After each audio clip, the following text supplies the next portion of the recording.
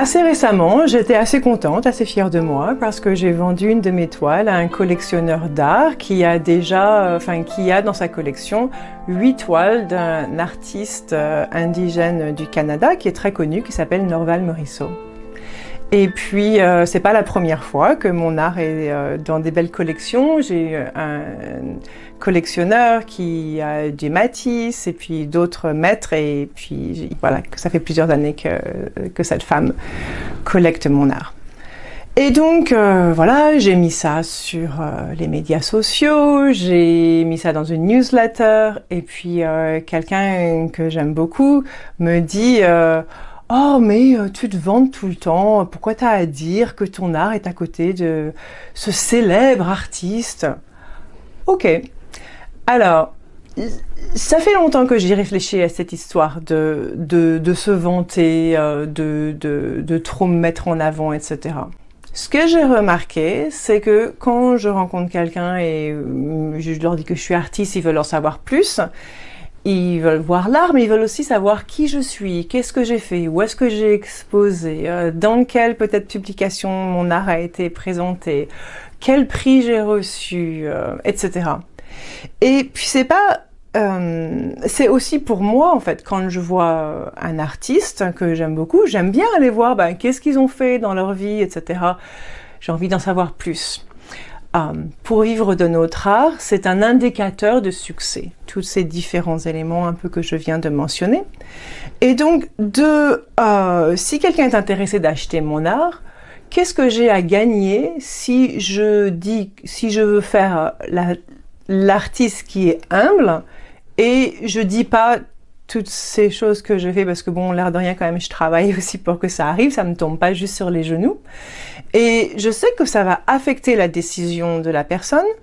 Bon, alors, ce que je veux dire, c'est que entre nous, je sais que ça veut rien dire de qui je suis, que j'ai exposé à New York, à San Francisco, à Paris, que mon art est avec Matisse ou etc. Ça change pas qui je suis. D'ailleurs, ça veut rien dire. On le sait. Mais le truc, c'est qu'on vit dans une société. 99% des gens, pour eux, ces indicateurs comptent, sont importants. Et donc, si on veut vivre de son art et qu'on fait genre, non, c'est pas important, je m'en fiche, très bien, mais ça va être beaucoup plus difficile de vivre de ton art, si tu entre guillemets, ne joues pas le jeu. Et on n'a pas besoin de se prendre au jeu pour jouer le jeu. Si je vais dans une galerie pour présenter mon portfolio parce que j'aimerais qu'il me représente, est-ce que je vais faire que je suis humble? Non, je vais leur dire, j'ai vendu ces toiles, j'ai ces collectionneurs qui suivent mon travail et qui l'achètent, j'ai exposé ici, etc. Ils veulent savoir, et c'est notre devoir si on est artiste professionnel, de partager ces différents succès qu'on a avec notre carrière. Alors, est-ce que c'est narcissiste? Est-ce que c'est prétentieux? Est-ce qu'on se vante?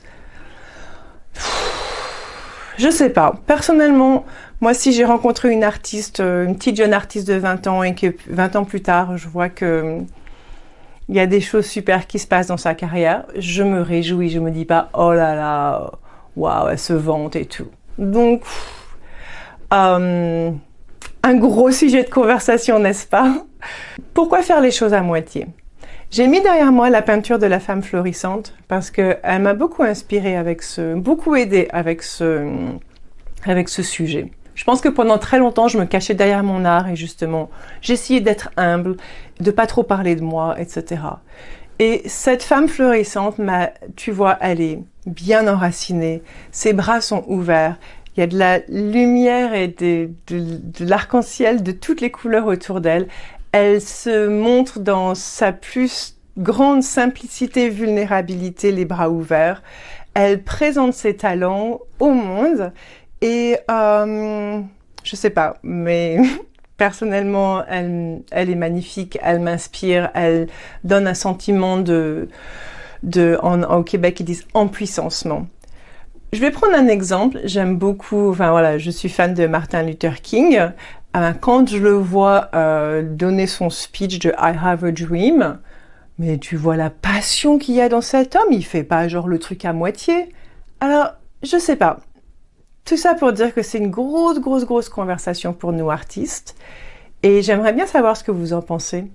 Est-ce que vous vous sentez narcissiste? Est-ce que vous avez dû travailler avec ça? Racontez-moi vos histoires. Un autre endroit où on peut continuer à en discuter. Chaque mois, on a un thème autour de cette collectif d'artistes que j'ai démarré en 2022.